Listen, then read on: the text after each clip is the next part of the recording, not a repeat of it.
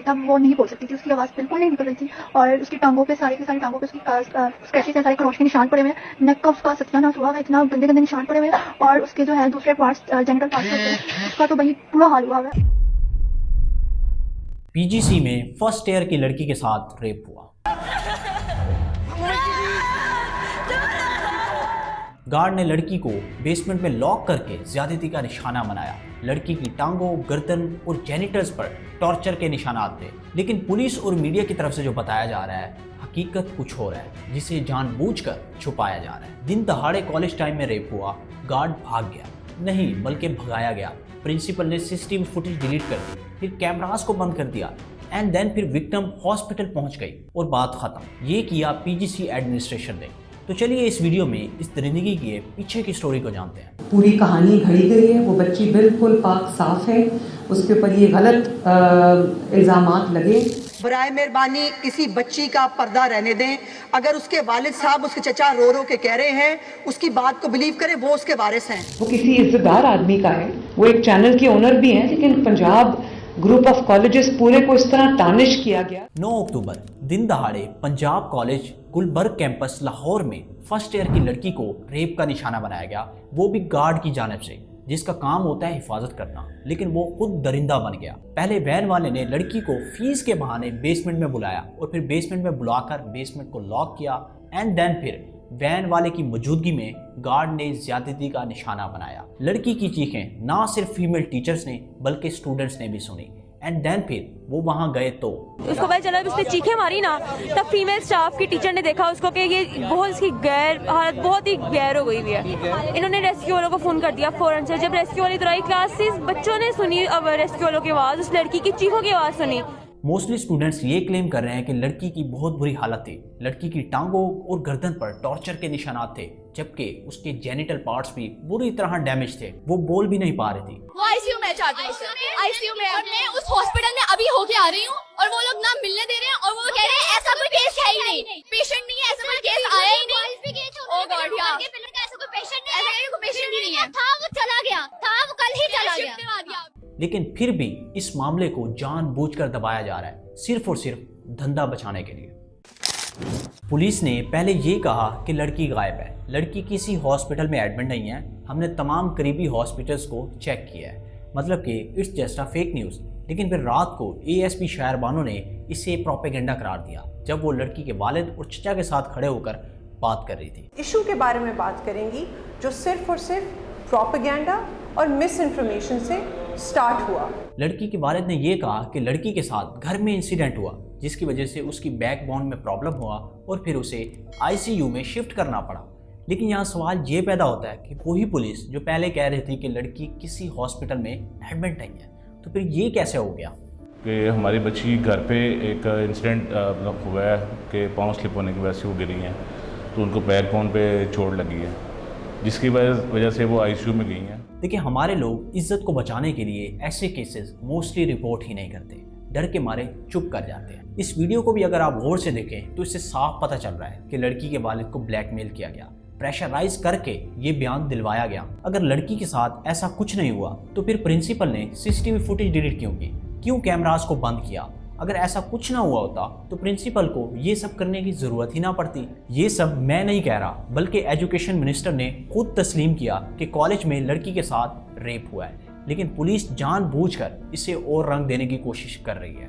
Sir मेरी समझ के अंदर ये इंसिडेंट हुआ है। प्रिंसिपल ने पहले वीडियो एविडेंस डिलीट किया, फिर उसके बाद यहाँ के कैमरास ऑफ किए गए, उसके बाद वो जो बच्चियां हैं उनकी जो ये एक्टिविटी हुई उसके अगेंस्ट उनकी कोऑर्डिनेटर्स की, प्रिंसिपल्स के वीडियो ऑडियो मैसेजेस हैं इन बच्चों के। और इसके अलावा स्टूडेंट्स के पास अभी भी एविडेंस मौजूद हैं व्हाट्सएप मैसेजेस और चैट्स के, जिसमें टीचर्स और एडमिनिस्ट्रेशन के लोग स्टूडेंट्स को थ्रेट कर रहे हैं। अभी जो आप सब कुछ वहाँ पे लिख रही हैं, मैं पूछना चाहूंगी आपके पेरेंट्स, और आप अभी मुझे बताएं उस बच्ची का एड्रेस। आप प्रॉक्टर होके फेक न्यूज़ फैला रही हैं, साइबर क्राइम कर रही हैं।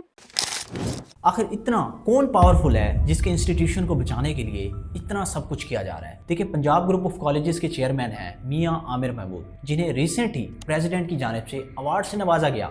ये पीजीसी के नहीं बल्कि एलाइड स्कूल और बाकी कॉलेजेस के भी चेयरमैन हैं और इवन के दुनिया न्यूज़ के सीईओ भी हैं। अब इस सब से आपको अंदाज़ा हो गया होगा कि ये कितने बड़े बिजनेस टाइकून हैं। यहाँ मैं क्लियर कर दूँ कि पीजीसी को इसलिए नहीं बचाया जा रहा कि इसके चेयरमैन मियाँ आमिर महमूद हैं, बल्कि इसलिए क्योंकि इनके शरीफ ख़ानदान के साथ बड़े ही गहरे ताल्लुकात हैं। आज से पहले जब दुनिया न्यूज़ PMLN को पसंद नहीं आ रहा था और उस वक्त पंजाब में शहबाज शरीफ की हुकूमत थी, तो उस वक्त भी पीजीसी को टारगेट किया गया, जिसके बाद आज तक मियाँ आमिर महमूद के शरीफ खानदान के साथ बड़े ही अच्छे ताल्लुकात हैं। पंजाब कॉलेजेस एक ऐसा ग्रुप ऑफ कॉलेजेस है, स्कूल्स हैं जो बच्चों को तालीम दे रहे हैं अपने कुछ जाने बगैर।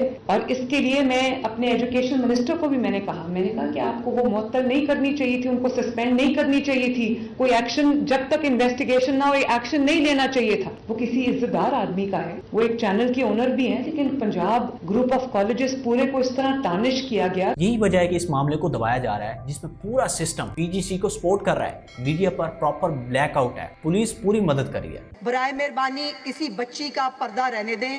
अगर उसके वालिद साहब उसके चचा रो रो के कह रहे हैं, उसकी बात को बिलीव करें, वो उसके वारिस हैं। जब स्टूडेंट्स इसके खिलाफ प्रोटेस्ट करने के लिए निकले, सबसे पहले कॉलेज के गुंडों ने गार्ड्स ने स्टूडेंट्स पर तशद्दुद किया, फिर पुलिस वाले आए और उन्होंने डंडे बरसाए, लड़कियों पर तशद्दुद किया गया। ये हालत हो गई थी बच्चों की। ये वीडियो देखें जरा, जिसमें पुलिस के DSP ये फरमा रहे हैं कि आप यहाँ से चली जाएं, कहीं एक और ऐसा वाकया ना हो जाए। एक मेरी और बात सुन लें, देखिए बेटा, इस तरह गेट ओपन है, बच्चियां यहाँ पे मौजूद हैं, कोई नया वाकया ना हो जाए यहाँ पे। शर्म आनी चाहिए तुम्हें, बेशर्म आदमी। अगर तुम्हारी बेटी के साथ ऐसा कुछ हुआ होता तो क्या फिर भी तुम ऐसे ही कहते?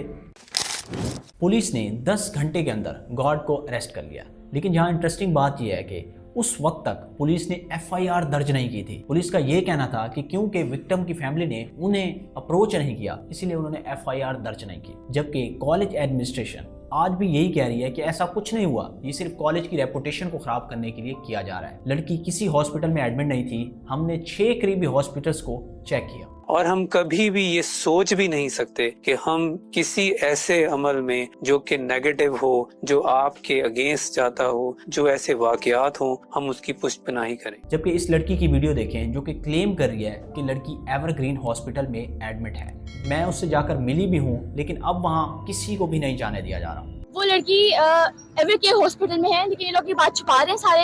ये लोग कह रहे हैं कि वो लड़की वहाँ पे नहीं है। मैं इवन सुबह गई हूँ वहाँ पर, हॉस्पिटल से होके आई हूँ, लेकिन ये लोग कह रहे हैं वहाँ पे लड़की नहीं है। इन्होंने मिलने भी नहीं दिया, वहाँ के सारे गार्ड्स चेंज कर दिए हैं। अब इस सब से आपको अंदाजा हो गया होगा कि ये सिर्फ और सिर्फ मामला दबाने के लिए किया जा रहा है। मुझे बड़ी हैरानी हुई ये देखकर कि फीमेल टीचर्स स्टूडेंट्स को धमका रही थी कि अगर आप इस प्रोटेस्ट में शामिल हुई तो आपको रस्टिकेट कर दिया जाएगा।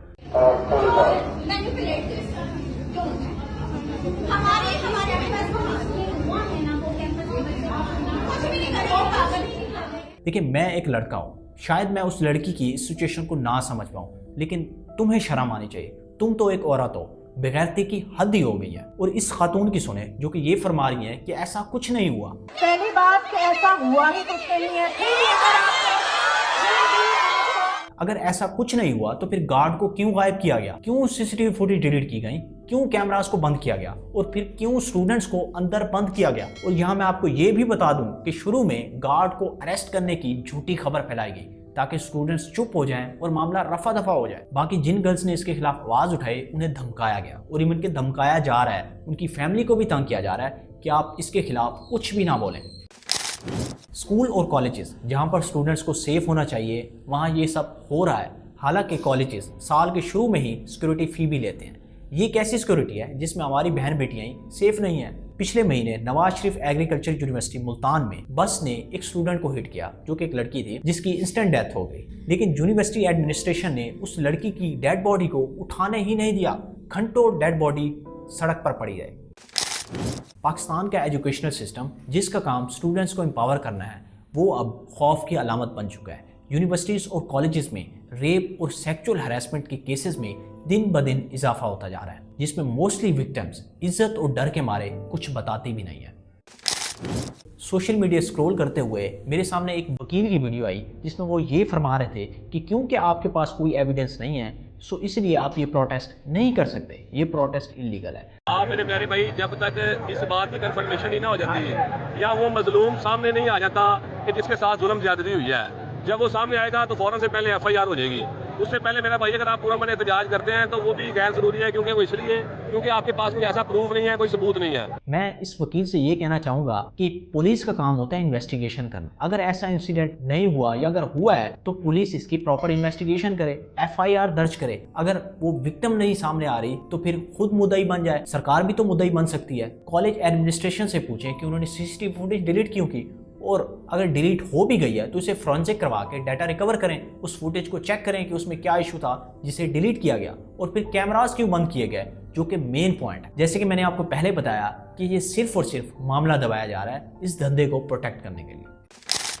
अब सवाल यहाँ ये पैदा होता है कि आखिर रेप केसेस बढ़ते क्यों जा रहे हैं। देखिए, इसकी मल्टीपल रीजन है, जिसमें टॉप पर है मेल्स की घटिया मेंटालिटी, जिसमें वो फीमेल को एक सेक्सुअल ऑब्जेक्ट समझते हैं, और इसके अलावा कंट्री में बढ़ती हुई फाहशी है। बाकी भी काफी सारे इसके रीजंस हैं, जैसे कि सोशल मीडिया, जिस पर ये अधरंगे ड्रेसेस पहनकर खवातीन नाच रही होती है, ये भी मेन रोल प्ले करती है रेप के अंदर। ऐसा नहीं है कि इसमें सिर्फ मेल ही कसूरवार होते हैं। हमारे निज़ाम इंसाफ की वजह से काफ़ी सारे केसेस रजिस्टर ही नहीं होते, क्योंकि विक्टिम्स को पता होता है कि उन्हें इंसाफ नहीं मिलना, इसीलिए वो डर और अपनी इज्जत बचाने के लिए चुप कर जाती हैं।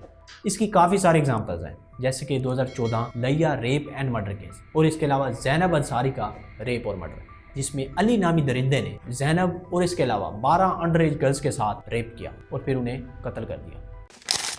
अब मैं यहाँ पर कुछ सोल्यूशन बताना चाहूँगा जिससे इन इंसिडेंट्स को रोका जा सकता है। देखिए, सबसे पहले है इंस्टीट्यूशनल लेवल पर चेंजेस करनी होगी। जितने भी इंस्टीट्यूशन है एजुकेशन के, उन्हें अपने स्टाफ के बैकग्राउंड को चेक करना होगा। एक प्रॉपर प्रोसेस के तहत स्टाफ को हायर करना होगा। बाकी गवर्नमेंट को भी प्रोएक्टिव होने की जरूरत है। लीगल रिफॉर्म्स और अकाउंटेबिलिटी को बढ़ावा देना होगा, और इसके अलावा ह्यूमन प्रोटेक्शन बिल की पनिशमेंट को भी मजीद स्ट्रिक्ट करना होगा।